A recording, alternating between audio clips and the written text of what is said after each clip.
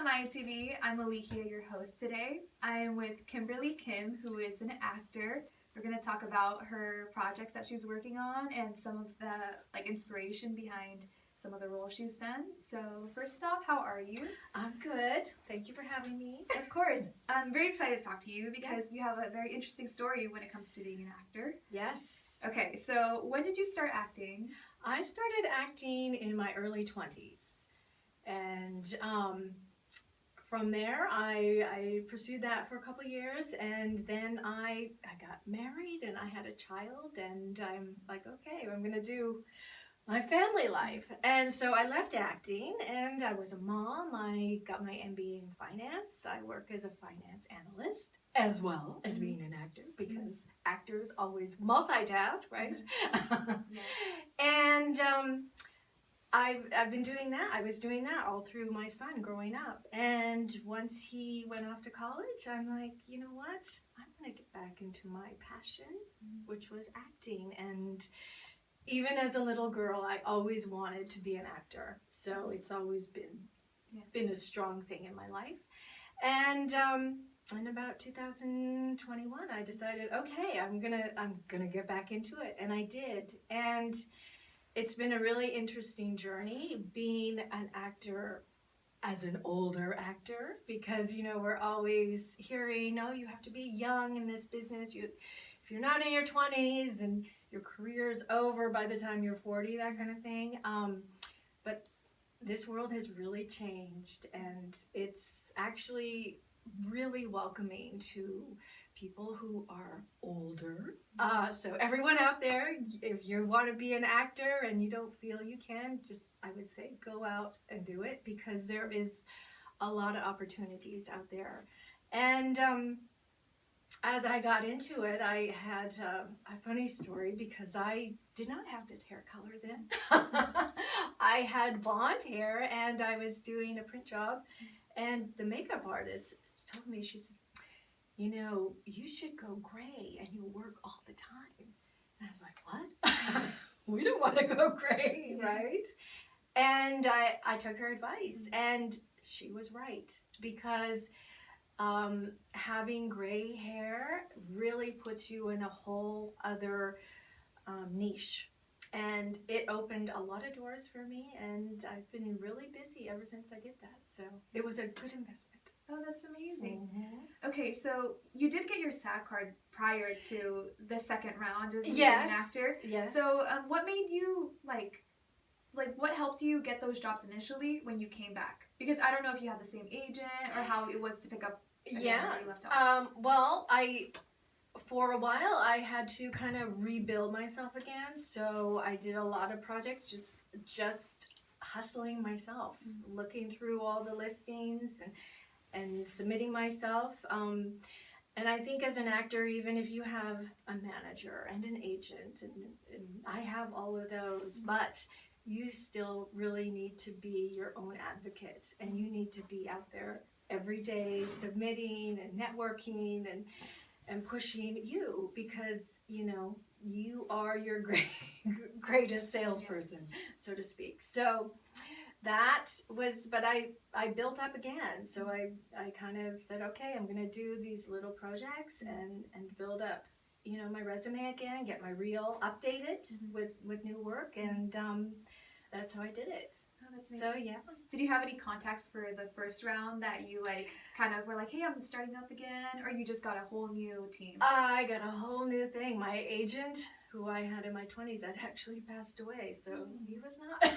He was not going to be able to help me at that point. Yeah.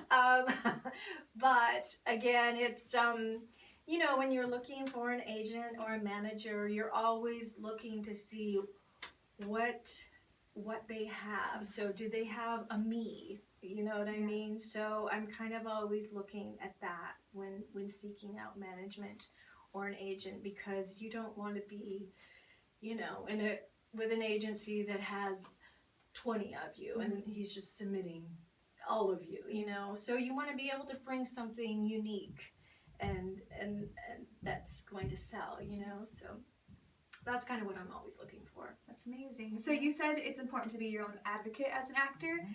You have something very special since you're a finance analyst. How does that help your acting career? Well, I think it's, getting my MBA was, a lot of work, but I think it works to your advantage because, you have the maturity, you have the resilience to push through things. From a financial aspect, obviously, you're reading contracts more closely than a 21-year-old might. So that kind of thing. But the maturity has certainly really helped me at this stage in my life in a career. And I actually really enjoy it much more now as an older actor than when I was younger. So. Yeah. And really briefly, you also kind of work for a little university, right? I do. I work for a little university called Stanford University. Yeah. So just, just keep that. Yeah. For 18 years, I've worked for them. That's incredible. That's amazing. And an actor, so that's cool. An actor is, I think one of the great skills of being an actor is being flexible, being able to juggle multiple things all the time because things happen very quickly in this business, and you need to be able to jump when they say jump, like, can you come in tomorrow? Or, things like that. So I think working in finance and being able to multitask is a really strong skill set that I built up. Yeah. So. What has because you did have that time where you got to focus on being a mother and your career prior to this. What did that teach you about being an actor? Well, it certainly taught me the value of patience. It taught me how to be able to reach feelings quickly, and when you're reading a script, being able to stick into these emotions that are that character. I think that's, with age and also trying to be a good parent, you have to be creative. Yeah. So those are really some important aspects that I found. But another thing I can say is as you get older, you learn to really let things go and just not be ego-driven. You're able to let it go and just be. And I think that's really freeing as an actor because you're not so worried about, are they not going to like me? When you get older, you really do care less. And I always say those who care less win, because I think that's a great adage to live by as an actor, because it frees you to just go for it. That's amazing. And I bet your kids had a great storyteller at, bedtime. So. Yes, okay. yes. So let's talk about your current project. Well, something that just got released. So you worked with Johnny Depp now twice. Can you tell us about those 2 times? Yes, I did. So when I was a youngster, I grew up in Canada and I worked on 21 Jump Street. Hopefully some of you know that. But it was in the 80s, and I was doing background work on that show, and it was like the show was basically going into high schools all the time. So there was a lot of work for Canadian actors up in Vancouver at that time. And and last year I got a small day role, 2 days, on a movie called Modi, which he directed. And Al Pacino's in it, and so it's a small movie, with small actors in it. Yeah. Maybe some people have heard of them. Maybe. But I did talk to Johnny when I was there, and I told him that I worked on 21 Jump Street with him moons ago, and he's like, "Oh my God, you must have been a baby." I said, "Yes, I was." But he was so nice and just a really, really nice guy. I know a kind of a cute thing he did, which I think is really telling of his character, is that when we were doing photos, I was in this big costume and I dropped my handbag and he's like, "Oh no, let me get it." you know, and I just think that shows what a kind and respectful human he is. So it was a really good experience. It's amazing. And Al was fun too. Yeah, and yeah, maybe you'll work with him again the third time, right? Maybe. Okay. Yeah. Okay. So something that's really interesting, kind of goes along with that, was your special skill, or maybe something that people don't know about you, which is maybe you speak French, right? I do. I parle français. Yeah. J'habite au Colombie-Britannique. So we don't speak too much French there, but we do have to learn that in school. Yeah. So we grow up learning French, and everything in Canada is in French and English. So I think that's awesome, because I think being bilingual and having something else is always beneficial. So yeah, in the US we don't get to practice too much, but when I go to Canada, I do get to speak French, and I try to use it as much as possible. Yeah. So. Oh, that's amazing. Okay, so when you're working with like Al Pacino and Johnny Depp, right? And Yes. You're an experienced actor yourself. So what is something that you notice with the more experienced actors that perhaps younger actors can learn from? Well, I definitely think a lot of the well-established people, when they come in, they know their lines, and they just come in and do it. It's like it just flows off of them. And there's no like, oh, I forgot that, or where, all this kind of hesitation. They're really in the character right then. And that's a big difference. And the subtleness, you can see the not overacting is really apparent. And I think a lot of younger actors learn that, taking the moment to think the words and let the audience watch you listen to what's being said, and having you react and interact. And because when you're doing these kinds of things, it's all here. It's not in what you say. And you see that, of course, with Meryl Streep. I saw that with Ralph Fiennes in Conclave. I mean, because that film was a lot of close-up. Yeah. And you just could see him thinking, without him really doing anything. Yeah. So that's the thing that comes, I think, with time, and really letting go and being in that moment, and not worrying about anything else, but just letting yourself be that character, which is part of you, because you're never going to be someone else. So that character is you, but with that kind of persona, and so you create that character. That's amazing. Going along with that, is there a character that you really loved getting to portray? Oh yes, I love playing the mean, evil moms. I get to do that quite a few times. Is it true they have more fun? The villains have more fun? They do. Yeah. They do, because you're just, this anger and meanness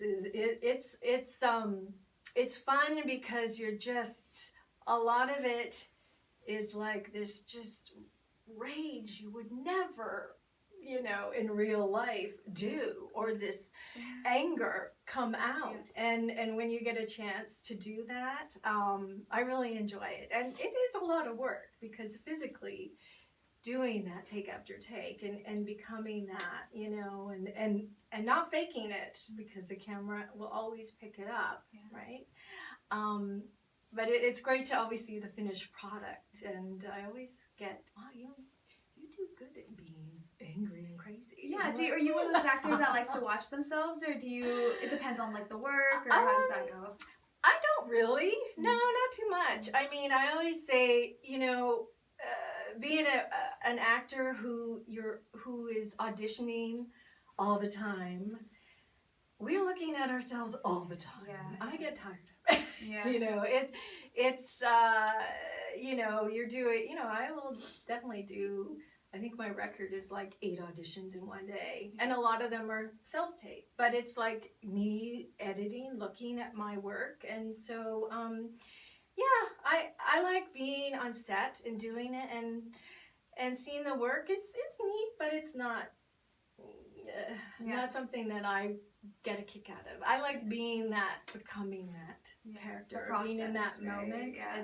That's fun, and Yeah. that's exhilarating, and getting to interact with other people is always fun too. Yeah, so you christen it and then it just goes out. It just goes gets into the world, distributed. and you never know where it ends up. But yeah. So Okay. What has been one of the most challenging roles that you had to portray?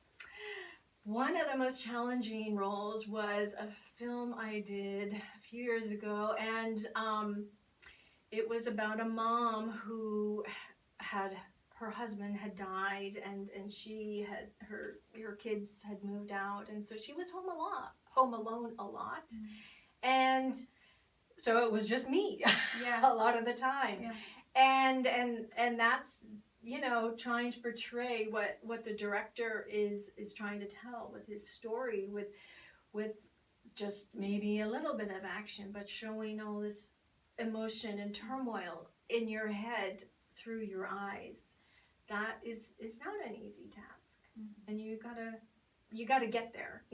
Like I said, you can't fake it, kind of thing. You gotta really be in that moment to let it come across. So that is definitely what I feel is quite challenging. So. When you get a script, what draws you to wanting to portray a character? Is it, or like getting to work on that project? Is it like the director? Is it the script itself, your character? I think it's certainly the character. I mean, I love working with all different people, and I've worked with a lot of different people, a lot of different production companies, and they all do things differently. So I think it actually really builds you up as an actor. Again, going back to being really flexible is important in the acting world. So for me, looking at the character, if she's juicy, and can I bring something to her? I don't want to do something that's not going to be beneficial.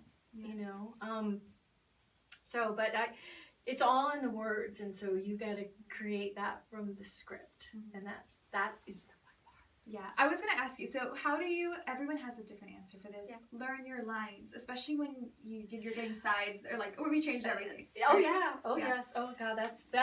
So what I've learned, which works for me, is I will record it on my phone. I record every scene, and I just read everyone's part. So I'm hearing it, because knowing your lines is one thing, but you need to know when to come in with your line. So you need that cue, right? So you have to use common sense, understand what's going on in the scene. So if you have to add with the line, it will make sense, right?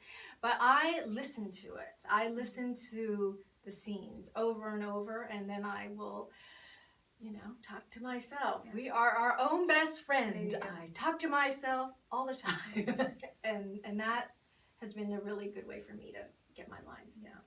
So with the art of the self-tape, which is something that's changed, maybe perhaps for the first time, right? And like reels and things like that. Well, I will tell you, when I was younger, I mean, a lot of actors don't know what headshots are now. Paper headshots.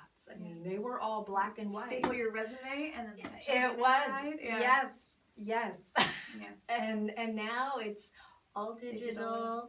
All reels, all self tapes. I've built myself a great little studio at home, and I have all my lights set up, so I just flick one switch and it all lights up. Yeah. Now ready to go. Oh wow. And who is usually your reader? Is it yourself? Do you have your family involved, or how? No. Well, again, I am my own best friend. Yeah.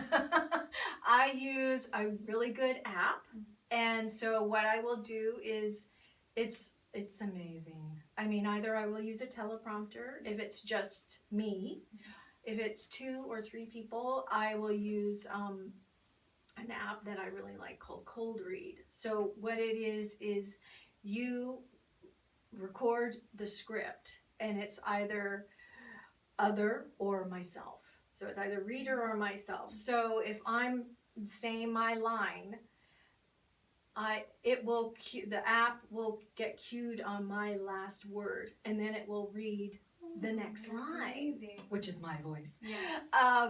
But yeah, I do that. Oh, that's amazing. So Yeah. it's all you. So that's incredible. It's all me, Yeah. all the time. That work ethic. Yeah. Yeah. But what a great time to be an actor, because it's made life so much easier to be an actor. And some people like readers, but when you have to do auditions at 12 o'clock in the morning or something, you know what I mean, that kind of thing. So I like it. It works well.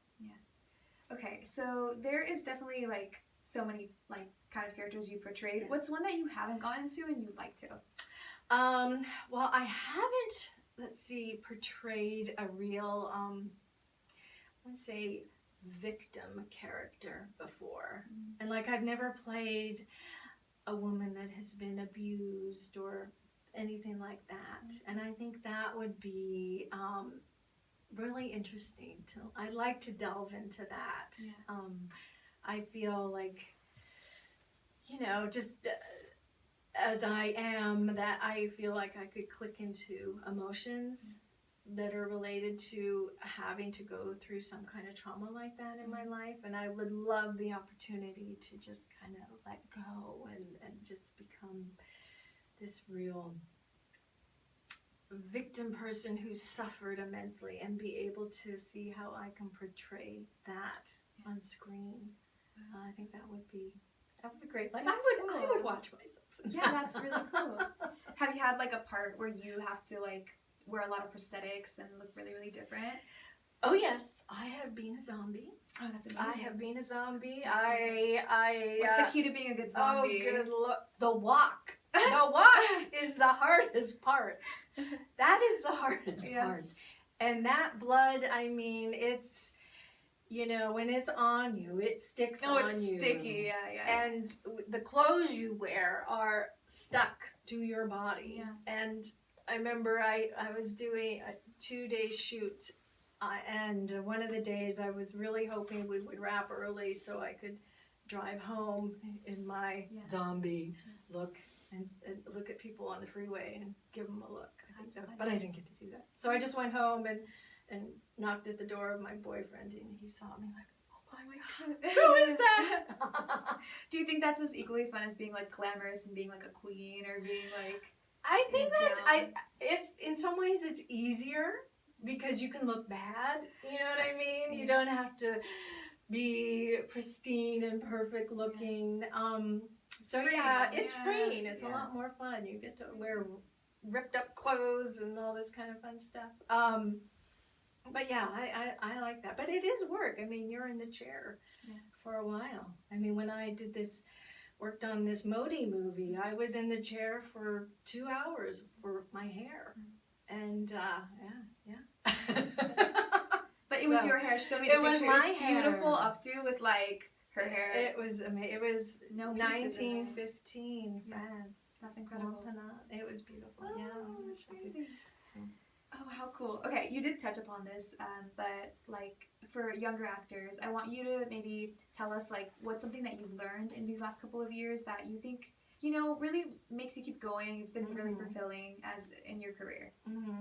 Well, I think one thing I would definitely say to younger actors is that be nice to people on set, and it is a team effort. It is. You definitely have to be a person who likes to work with people and work as a group and collaborate and be open to ideas and, let go of your insecurities. That's a big thing, and ego, because there's a lot of that out there. A lot of rejection. And rejection, I mean, as an actor, you do so many auditions. So my philosophy is I do the audition and I completely forget about it. And then if it comes back, awesome. If it doesn't, oh well. I'm not worried because I'm on to the next thing. So I think a key I would say is keep busy. Don't fixate on a job, and don't fixate on not getting an agent and all this stuff, because you can work pretty steady without an agent, and then when you get that agent, you're going to be in a really good position to go way up. Yeah. So that's what I would say, and laugh on set and have fun and be easygoing, and we're all working together here to make some good movies and art. So I love what you said about being nice to people on set because you worked with Jamie. So yes, it's really cool. It's a reunion. So look, you just proved right And I there. will say, it is a small world, so don't make enemies. Oh, there you go. Ooh. Okay, can you plug your social media for us so we can check out your work? I sure can. It's pretty easy. It's on social media. I'm on Instagram at Kimberley. That's Kimberley, Kim Actor. Perfect. And IMDb, you'll find me there. It's a Kimberley with the Ley. Can blame my parents. They like the E's. Yeah. Beautiful. Look, Kimberly Kim. There you go. Okay. Thank you guys to everyone for watching, and stick around for more. Thank you.